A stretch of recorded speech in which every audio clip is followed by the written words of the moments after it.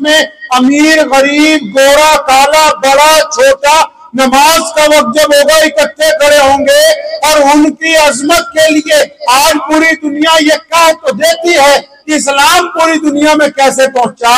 ये मोहम्मद रसूलुल्लाह का कमाल है कि आज दुनिया में 204 या 10 मुल्क हैं।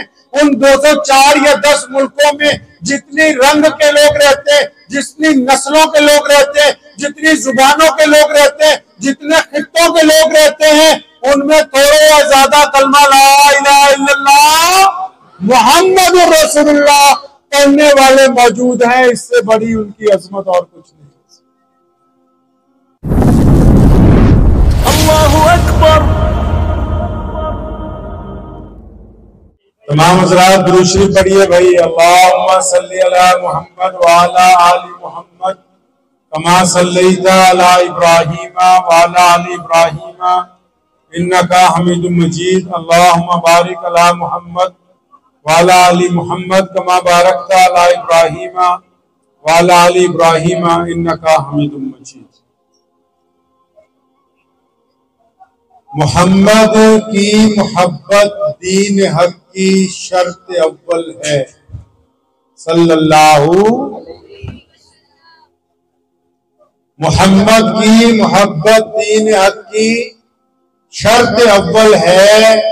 अगर इसमें हो खामी तो सब कुछ नामुकम्मल।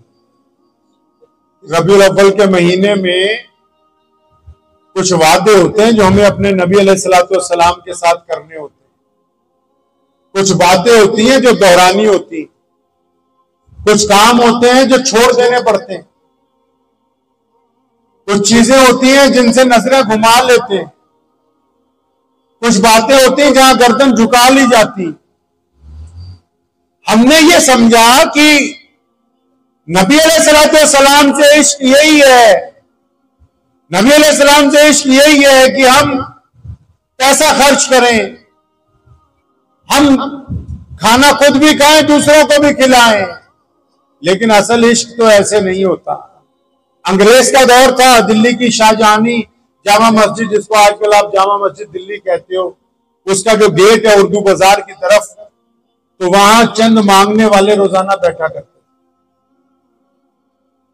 ये मुल्ला जीवन साहब रहमतुल्लाह अलैह की जिंदगी के बाद का वाक़या। और मुल्ला जीवन वो इंसान है तो जो वो बच्चों को पढ़ाता था दिल्ली की जामा मस्जिद में, तो चंद तलबा ने उनके साथ इस बात पर गुफ्तगू की थी कि हजरत ये आसमान जो है उस वक्त तक तो रॉकेट नहीं बने थे, ये पता नहीं तांबे का है, लोहे का, किस चीज का है, हमारे नबी मेराज तक कैसे चले गए, हमारी अकल इस बात को मानने के लिए तैयार नहीं है। तो अपने तलबा को लेके मेहराब के पास गए और अपनी छड़ी दीवार पे मारते हुए दीवार के उस तरफ चले गए। फरमाया बेटा इस तरह चले गए थे, और दूसरी दफा छड़ी मारी तो दीवार से वापस आ गए। फरमाया इस तरह वापस आ गए। तो वहां एक भिखारी भीख मांगने वाला बैठा हुआ था दिल्ली की जामा मस्जिद की सीढ़ियों पर। तो एक अंग्रेज जर्नल अपनी बीवी बच्चों के साथ, जिस तरह हम लोग भी आज घूमने जाते हैं, भाई हिस्टोरिकल जगह देखनी है, लाल किला देखना है, जामा मस्जिद देखनी है, ताजमहल देखना है, तो एक अंग्रेज जो है वो अपने बच्चों को दिखाने लाया जामा मस्जिद। तो ये मांगने लगे सब लोग। तो ये जो बंदा बैठा हुआ था मांगने वाला, जब हम उस अंग्रेज ने इसको पैसे देके अपना बटुआ जेब में डाला तो उसका बटुआ वहां गिर गया।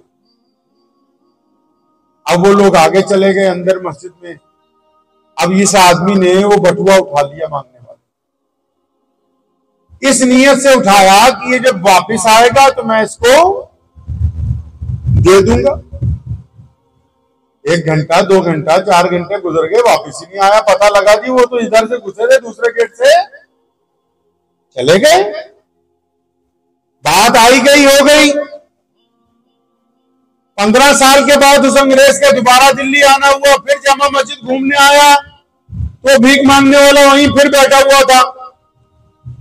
अब जब उसने देखा वही अंग्रेज है तो उसने उसको आवाज देके अपने पास बुलाया, कहता बात सुनो भाई, आपकी एक अमानत मेरे पास है। तो अंग्रेज को बड़ी हैरत हुई, कहता मेरी अमानत तुम्हारे पास है, कौन सी अमानत है?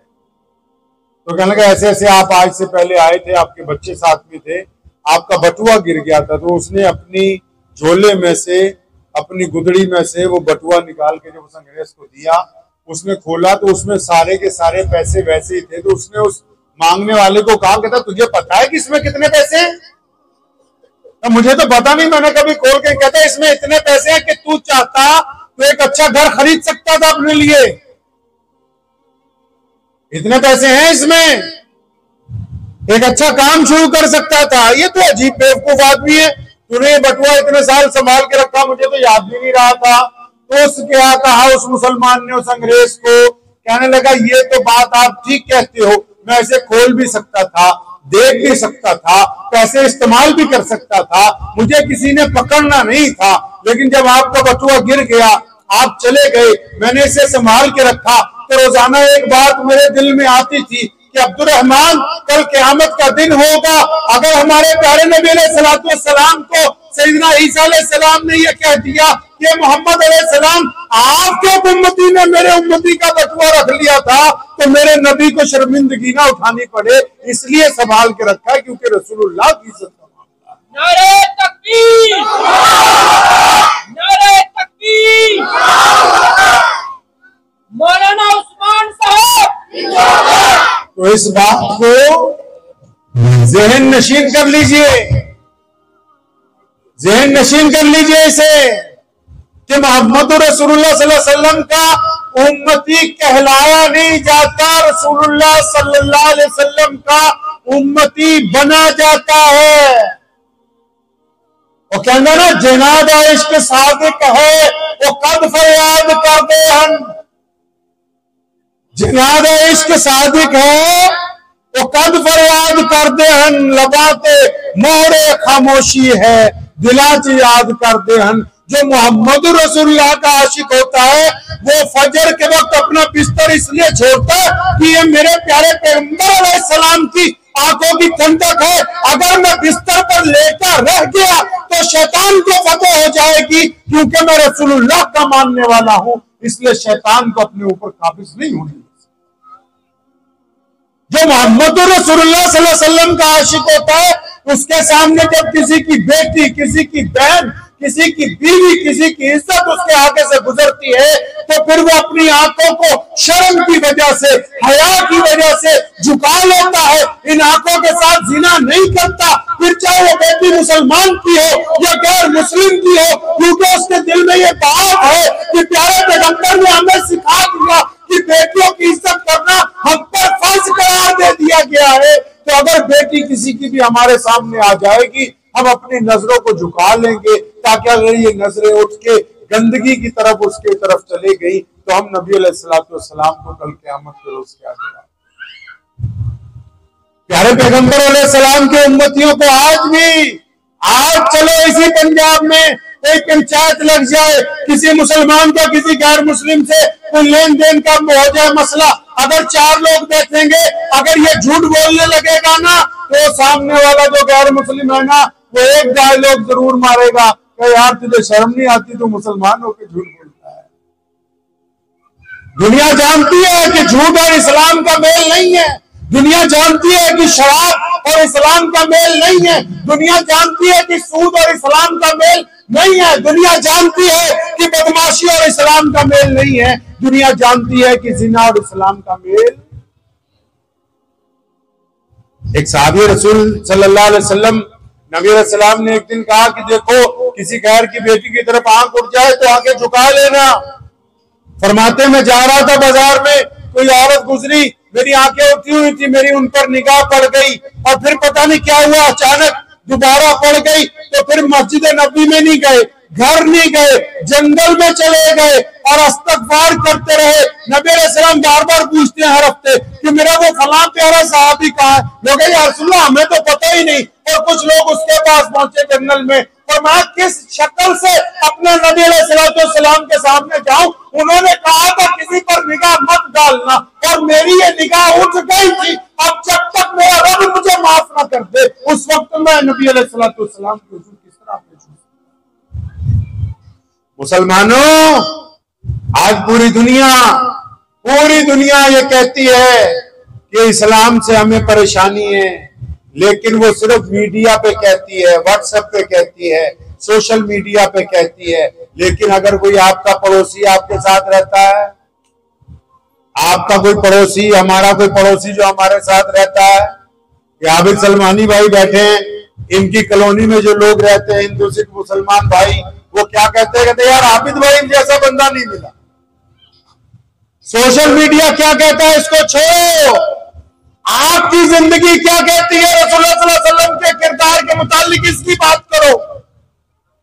किसने क्या कमेंट डाला इस बात को ज़हन से निकाल दो। लोग आपके गैर मुस्लिम दोस्त, आपके गैर मुस्लिम पार्टनर, आपके गैर मुस्लिम पढ़ने वाले स्टूडेंट, आपके गैर मुस्लिम पड़ोसी अगर ये कहते हैं कि अब्दुल रहमान का घर मेरे घर के साथ है, ये मेरे दुख सुख का साथी है, ये मेरी परेशानी का साथी है, अगर आपके मोहल्ले की औरतें ये कहती हैं कि शफी ने कभी हमारी तरफ गंदी निगाह नहीं डाली, खुदा की कसम सारी दुनिया का मीडिया भी लगा रहेगा, इस्लाम से कभी आगे नहीं चल सकता। इस्लाम हमेशा आगे रहेगा, क्योंकि इस्लाम जमीन पर चलने वाला मजहब है, हवाओं के अंदर चलने वाला मजहब।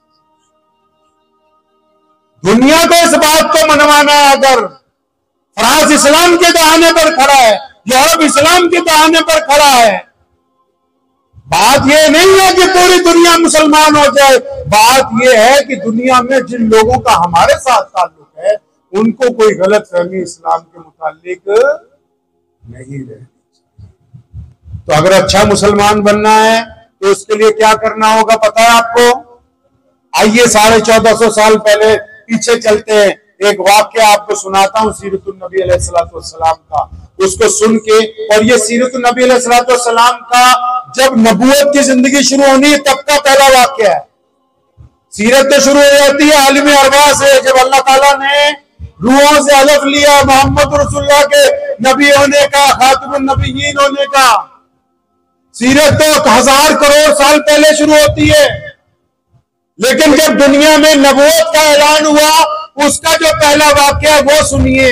प्यारे पैगंबर अलैहिस्सलातु वस्सलाम सफा पहाड़ी पर खड़े हुए, तमाम मक्के के लोगों को बुलाया, रिश्तेदारों को बुलाया, दोस्तों को बुलाया, मोहल्ले वालों को बुलाया, औरतों को, मर्दों को, बच्चों को, चौधरियों को, सबको इकट्ठा किया, आवाज लगाई, मक्के वालों आओ मुझे तुमसे जरूरी बात करनी है। अब सब लोग इकट्ठे हो गए। अब जब सब लोग इकट्ठे हो गए तो सुनिए प्यारे पैगंबर अलैहिस्सलातु वस्सलाम ने क्या खूबसूरत बात की। आप उस बात की खूबसूरती से अंदाजा लगाइएगा कि नबी अलैहिस्सलातु वस्सलाम की हयात पाक जो है वो कितनी मोतबर है। नबी अलैहिस्सलाम ने ये नहीं कहा कि आओ एक अल्लाह की इबादत कर लो। आप अलैहिस्सलातु वस्सलाम ने अभी ये नहीं कहा मैं अल्लाह का नबी बन के आया हूं, बल्कि बड़ा खूबसूरत सा सवाल किया। मक्के के लोगों को कहा कि मक्के वालों तुम्हारा मोहम्मद के बारे में क्या ख्याल है सल्लल्लाहु अलैहि वसल्लम। फरमाया अगर मैं कहूं कि इस पहाड़ के पीछे कोई दुश्मन आ गया और तुम्हें हलाक कर सकता है, यकीन आ जाएगा। मक्के के सारे लोगों ने, तारीख दानों ने लिखा है, इब्न शाम कहता कि दोनों हाथ उठा के सारे लोगों ने कहा कि आप जो कहते हैं सच कहते हैं, क्योंकि इस जमीन पर हमने आप जैसी पाक हस्ती आपसे पहले देखी ही नहीं है। आप कहो तो सही, कहना क्या चाहते। फिर क्या हुआ? व्यापारी उठ के खड़े हुए। व्यापारियों ने कहा मोहम्मद सल्लल्लाहु अलैहि वसल्लम आप जैसा ईमानदार व्यापारी तो देखा ही नहीं, इतने साल आपसे कारोबार किया है, आप जैसा ईमानदार नहीं है। औरतें उठ के खड़ी हुई कि सोने आप जैसा बाहया बा किरदार जिसकी नजरें झुकी रहती हो, जिसने पहली दफा ये कहा कि बेटी अल्लाह की रहमत है, आप जैसा तो कोई देखा ही नहीं जो औरतों की इतनी इज्जत करता हो, बेटियों की। अब वो औरतें बैठ गई तो गुलाम उठ के खड़े हुए, फरमाए प्यारे आका आप जैसा कोई नहीं देखा सल्लल्लाहु अलैहि वसल्लम, जो बिना खाना खिलाए हुए जाने देता हो, जो जख्मों पर मरहम रखता हो, जो दूसरों की तीमारदारी करता हो। अब सुनो, ये हमारे नबी अलैहि सलाम ने उनसे ये इसलिए पूछा था क्योंकि आप प्यारे नबी अलैहि सलाम को पता था कि कल को अब्दुल रहमान, मोहम्मद शफी, मौलवी साहब, शेखुल हदीस साहब, प्रधान जी, मंत्री जी, मुसलमान अफसर पूछेंगे जिंदगी कैसे गुजारनी है, और इनको कोई आके कह देगा अच्छा कपड़ा पहनो, अच्छी पगड़ी बांध लो, अच्छे जूते पहन लो, अच्छी घड़ी पहन लो। नहीं नहीं, मेरे प्यारे पैगंबर अलैहिस्सलाम ने यह सिखा दिया कि देखो, अगर अच्छा बनना है तो पड़ोसियों पे लाजिम है वो तुम्हें अच्छा कहे। अगर अच्छा बनना चाहते हो, माँ बाप पर लाजिम है कि वो तुम्हें अच्छा समझे। अच्छा बनना चाहते हो, बीवी बच्चे भी कहें कि तुम अच्छे हो। यानी अगर तुम्हारे कारनामे अच्छे होंगे और लोग कहेंगे कि अब्दुर्रहमान अच्छा है, तब तो अब्दुर्रहमान अच्छा है। लेकिन अगर 5 वक्त नमाज पढ़ता है और लोग कहते हैं कि अब्दुर्रहमान ठग है, तो फिर ये ठग ही है, ये अच्छा। सैयदना अमीरुल मोमिनीन उमर बिन खत्ताब रज़ियल्लाहु ताला अन्हु मस्जिद नबवी में तशरीफ रखते हैं, अमीरुल मोमिनीन है। एक बंदा नमाज पढ़ने के लिए आया, उनके पास जो बंदा बैठा हुआ था ना, उसने उस बंदे की तारीफ की कि या अमीरुल मोमिनीन, ये बड़ा मुत्तकी है, बड़ा परहेजगार है, बड़ा बढ़िया बंदा है। उमर रज़ियल्लाहु ताला ने उसकी तरफ देखा, हैरत से फरमाया, अच्छा तू इसको जानता है? फरमाया, हाँ जी जानता हूं। कहां देखा इसको? फरमाया, जब भी देखा मस्जिद में देखा, जब भी देखा मस्जिद में देखा। फरमाया, फिर तो तुम झूठ बोलते हो, मस्जिद में ही देखा। ये कारोबार कैसा करता है पूछा? ये अपने माँ बाप की खिदमत करता है कि नहीं करता है पूछा? ये अपनी बीवी के साथ इसका क्या मामला है इससे पूछा? अगर ये मामलात में खराब है तो फिर नमाजी होना इसके लिए कोई बड़ी बात नहीं है, क्योंकि नमाज की फर्जियत में ऐलान किया गया कि नमाज इसलिए फर्ज की गई ताकि तुम गंदी बातें करनी छोड़ दो, अच्छी बातें करो। ये नबी अलैहिस्सलाम के विलादत का महीना है। इस महीने में बहुत सारे लोग तकरीरें करते हैं एक दूसरे के खिलाफ, लेकिन मुसलमानों याद रखो, ये एक दूसरे के खिलाफ बयान करने का महीना नहीं है। ये तो प्यारे पैगंबर सल्लल्लाहु अलैहि वसल्लम को याद करने का, ये तो नबी अलैहिस्सलाम को दुरूद भेजने का महीना है।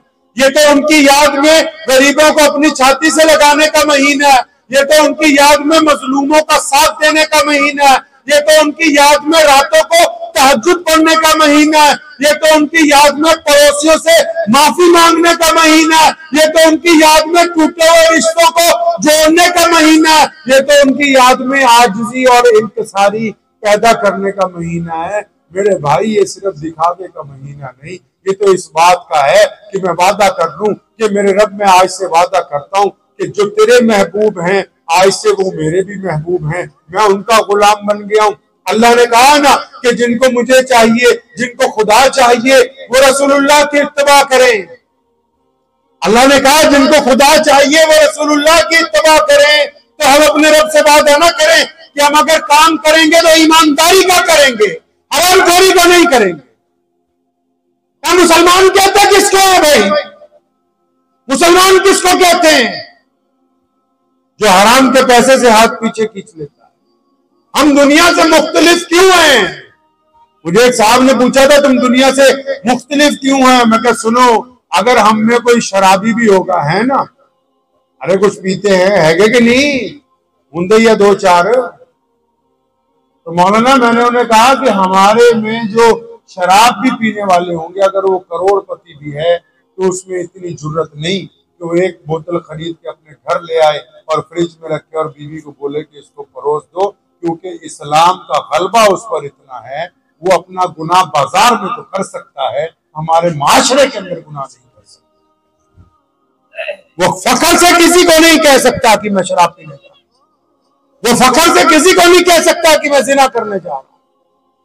इस हद तक हमारे पास ईमान है कि अगर एक नोट 500 रुपए का सड़क पे पड़ा हुआ मिल जाए तो हम 24 घंटे इस कश्मकश में रहते हैं कि ये हलाल का है कि हराम का है। फिर आखिर मस्जिद के मौलवी को पूछने जाते हैं, मौलवी साहब ये 500 रुपए लब्बे इरादा करना की है। ये सिर्फ मोहम्मद रसूलुल्लाह ने अता फरमाई है, ये उनसे इश्क की बात है। अगर कोई हराम खा रहा, बेईमानी कर रहा है, दिखावे की नमाज पढ़ रहा है, किसी की बेटी का नंबर लेना चाहता है, किसी से जिना करना चाहता है, किसी से ठगी मारना चाहता है, यकीन मानो कि उसका रसूलुल्लाह सल्लल्लाहु अलैहि वसल्लम से इश्क का रिश्ता टूटा हुआ है, कमजोर है। क्योंकि जिसका रिश्ता इश्क के रसूल अलैहिस्सलातु वस्सलाम मजबूत है, वो सब कुछ कर सकता है, बेईमानी नहीं कर सकता, ठगी नहीं मार सकता है। चोरी नहीं कर सकता मोहम्मद रसूलुल्लाह सल्लल्लाहु अलैहि वसल्लम को मानने वाला। नबी अलैहिस्सलाम ने कहा ईमान और झूठ एक जगह जमा नहीं हो सकते, बुज़दिली और ईमान एक जगह जमा नहीं हो सकते। तो आसान सा काम है ये पता करना हमारी नमाज हो रही है कि नहीं हो रही। अगर कोई बंदा नमाज भी पढ़े, हम नमाज भी पढ़े, बुल्ले शाह रहमतुल्लाह अलैह ने फरमाया ना, फरमाया नमाज भी नीति जाने हो, ठगी भी की जाने हो, आग भी की जाने। बुल्ले शाह ने कहा ना, नमाज पढ़ी तो न्याज ना दिती, तेरिया किस कम पढ़िया नमाजा। अच्छा साडे जेडे बंदे सोचते भी न्याज तो कर ले, दूजी पार्टी दिंदी। आपा ने कुरान पाक ने कहा रही तल्लज़ी युकज़्ज़िबु बिद्दीन वज़ालिकल्लज़ी यदूल यतीम वला यहुज़्ज़ु अला तुआमिल मिस्कीन फवैलुल लिल मुसल्लीन। फरमाया उन नमाजियों की नमाज खराब हो गई जो यतीम के मुंह में लुकमा डालते ही नहीं, जो गरीब को खाना खिलाते ही नहीं, जो नमाजी तो है लेकिन अपनी मुतार माल में से अपने गरीब पड़ोसियों को कुछ देते ही नहीं। अगर ये पता करना हो ना कि नमाज हो रही है कि नहीं हो रही, ये फरोई मसाइल हैं। कौन से? इस्तिंजे का पाक होना ये मसला है, वजू करना मसला है, नमाज में पीछे इमाम के खड़ा होना मसला है। ये सब मुस्तहबात है, इनमें कुछ फर्ज है, कुछ फर्ज किफाया है। लेकिन नमाज असल कौन सी है? ये तो प्रोटोकॉल है। प्रोटोकॉल मतलब जरूरत। समझते बात को? आप मेरी बात समझ आ रही? दूसरे तरीके से समझो। ये जलसा करना था, ये टेंट लगाया, माइक लगाया, स्टेज लगाया, ये क्या है जी? ये जरूरत है जलसे की। क्या है जी? जरूरत। और मकसद क्या था? मुर्गा बिरयानी ये ना था, सोयाबीन ही पाती। मकसद क्या था? मकसद ये था कि कुछ अल्लाह वाले आए, हम लोग आए, रब रसूल की बातें हो, कुछ हमारी कमियां पता लगे, हम सीधे रास्ते पर आए। ये मकसद नहीं है चीजें, ये जरूरतें हैं। ये वजू करना, इस्तिंजा पाक करना, इमाम के पीछे खड़े होना, अरे ये सारी जरूरतें हैं। नमाज का मकसद तो ये है कि जो बंदा नमाज पढ़ता है ना, अगर बाप को गाली देता है तो फिर उसकी नमाज नहीं।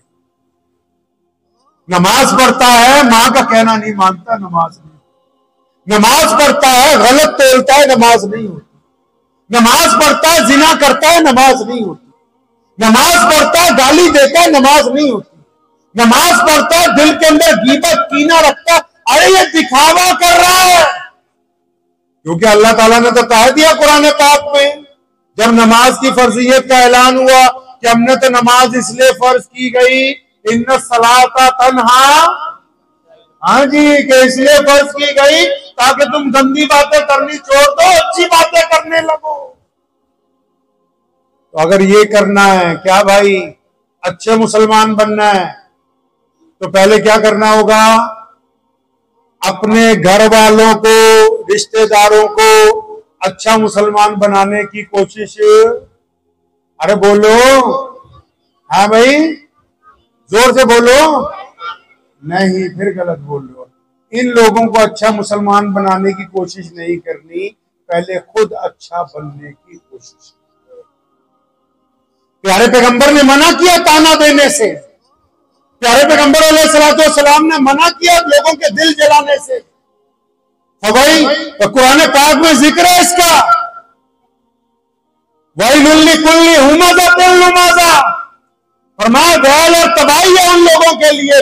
किसके लिए या अल्लाह तबाही है? फरमाया जो दूसरों के ऐप ढूंढते फिरते हैं, फिर दूसरों को जाके बताते हैं। अच्छा तू बताएगा कि फलां के बेटे ने नमाज नहीं पढ़ी, तू बताएगा फलां ने नियत ऊपर बांध रखी थी, नीचे बांध रखी थी। अल्लाह को ये बातें पसंद नहीं है। आपको पसंद है? अगर कोई आपकी गिबत करे आपको अच्छा लगता है? दोस्ती में अगर कोई गद्दारी कर जाए तो कितना बड़ा गुनाह है, समझ लो। अल्लाह को क्यों शिर्क पसंद नहीं? अगर कोई यार बेईमानी कर जाए कितना गुस्सा आता है भाई। इंसान का खून खौल जाता है कि यार मेरा बचपन का यार मेरे से गद्दारी कर गया, बेईमानी कर गया। इसी से अंदाजा लगा लो कि अल्लाह को तौहीद में मिलावट क्यों पसंद नहीं है। कि अल्लाह कहते हैं जिनको सब कुछ दिया, जिनको ये अकल दी, अल्लाह के नबी अलैहिस्सलाम जैसी पाक हस्ती जिनको अता कर दी हो, वरना कोई किसी को अपना महबूब देता है। अल्लाह करीम ने तो इतना करम फरमाया कि अपना महबूब मुसलमानों को अता फरमाया। तो अगर अच्छा बनना है, दूसरों को अच्छा बनाने से पहले खुद अच्छा बनना पड़ेगा। बनेंगे इंशाअल्लाह। उसके बनने के लिए 2-3 जरूरी काम है। एक तो गीबत नहीं करनी, चुगली नहीं करनी, दूसरे को ताना नहीं देना। पहले मेरे वालिद मरहूम शेर इस्लाम मौलाना हबीबुर रहमान लुधियानवी रहमतुल्लाह अलैह, हम क्योंकि मौलवी भी हैं, लीडर भी हैं, तो सारा दिन जो लोग काम कराने आते हैं उनमें से बहुत सारे लोग आए, जी हजरत फला बंदा आपके खिलाफ है यार, तो अपना काम कराना। उसका मतलब होता है कि पंप दे के अपना। तो मेरे वालिद साहब रहमतुल्लाह अलैह एक बड़ी खूबसूरत बात हमें कहा करते थे। एक बात की उन्होंने पाबंदी लगाई वहां मरकज में। मैं समझता हूं उस पाबंदी की बरकत है कि आज जब आवाज लगाते हैं तो पूरे पंजाब से मुसलमान जमा हो जाते हैं। क्या पाबंदी लगाई कि ना गीबत सुननी है और ना ही करनी है। जो भी आते थे उनको एक बात पूछा करते थे कि भाई दूसरे की बुराई से बेहतर है जरा दिल पे हाथ रख के ये बताओ कि तुमने आज तक अपने देश के लिए, अपने सूबे के लिए, अपने धर्म के लिए, अपने घर के लिए क्या किया बताओ। हम यहाँ इतने लोग बैठे हैं ना, बात खत्म करता हूं ये जुमले कह के। आप लोग सच्ची सच्ची 1 मिनट के लिए सोचो, अपने दिल पे हाथ रखो, आपने पर्सनली इस्लाम के लिए क्या किया। क्या कोई ऐसा है गैर मुस्लिम दोस्त जो आपकी वजह से ये कहता हो यार मुसलमान अच्छे हो? सच्ची सोचो, दिमाग लगाओ। क्या आपने कभी किसी रोते हुए को हंसाया? याद करो, किसी की जिंदगी 20 साल की गुजर गई, किसी की 25 साल की गुजर गई, कोई 30 साल का बैठा है, कोई 40 साल का बैठा है, कोई 50 साल के, 60 साल के।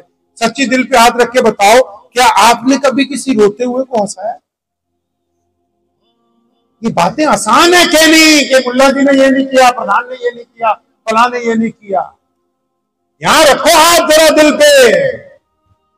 सच्ची बताओ, क्या किसी गरीब को पकड़ के ले गए किसी दिन अचानक सड़क से, यार तेरे कपड़े फटे हुए हैं मैं देता हूं लेके, मैंने फोटो नहीं खींचनी तेरी। बताओ कभी कुछ ऐसा किया कि रात को तुम अपनी माँ के कमरे में गए हो, अपनी माँ की सारी रात पैर दबाए हो, तो अम्मा कहती रही हो बेटा कोई बात नहीं, क्या नहीं अम्मा जी आपने मुझ पे बड़े एहसान किए। पूछो तो सही, इस दिल से पूछो ना। कभी अपने बाप से जप्पी डाली है? पूछो इस जालिम दिल से, पूछो इससे ना कि आपने कभी बाप को जप्पी डाल के कहा है कि अप्पू मुझे तो आपसे बड़ी मोहब्बत है। पूछो कभी बाप को कहा कि मैं तुझे बेहतरीन कपड़े लेके दूं, चल मेरे साथ। आपने सारी जिंदगी हम पे खपा दी।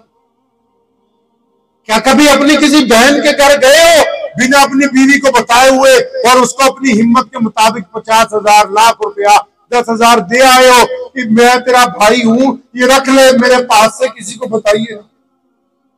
बताओ तो सही, कुछ ऐसा किया? कुछ जिंदगी में ऐसा किया है कि कभी किसी अपने भूखे पड़ोसी के घर में रात को लिफाफा पैसों का फेंक दिया हो कि यार ये शर्मिंदा ना हो, ये मांगने वाला नहीं है, ये मुसीबत में चल रहा है, मैं इसकी मदद करूं? कुछ ऐसा किया आपने? अगर कुछ ऐसा नहीं ना किया तो फिर अभी कुछ भी नहीं किया है। मेरे प्यारे पैगंबर अलैहिस्सलातु वस्सलाम रातों को उठ के यतीमों के घरों में जाके अनाज फेंक दिया करते थे। चारों खुलफाए राशिदीन ने रात के अंधेरे में लोगों की खिदमत की है। मोहम्मद रसूलुल्लाह ने गुलामों के ऊपर मलम रखी है। सैयदना बिलाल को बिठा के चक्की खुद चलाई है। बूढ़िया का सामान अपने सर पर रख के उसके गांव तक खुद छोड़ के आए हैं। दूसरों के इंतजार में 2-2 दिन जंगल के किनारे खुद गुजारा किया है। अपने पेट में पत्थर बांध के आने वाले मेहमान को खाना मेरे आका ने खिलाया है। अपने बदन से चादर उतार के दूसरों की बेटियों को, सरों को मोहम्मद रसूलुल्लाह ने ढाका है। बताओ तो सही रसूलुल्लाह की उम्मतियों, क्या तुमने कभी कुछ ऐसा किया? आसान है कह देगा फला ने ये नहीं किया, फला ने कुछ नहीं किया। फला का सवाल होना नहीं है कब्र में। कब्र में इल्जाम नहीं लगा सकोगे किसी प्रधान पर, किसी मौलवी पर, किसी सेक्रेटरी पर।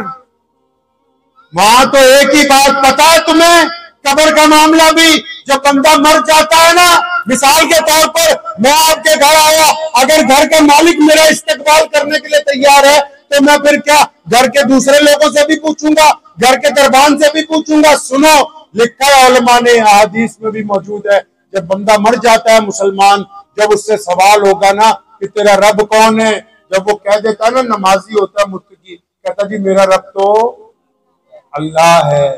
तो यार जिसने अल्लाह का नाम ले दिया उसको अब किसी और की जरूरत है? और जरूरत है।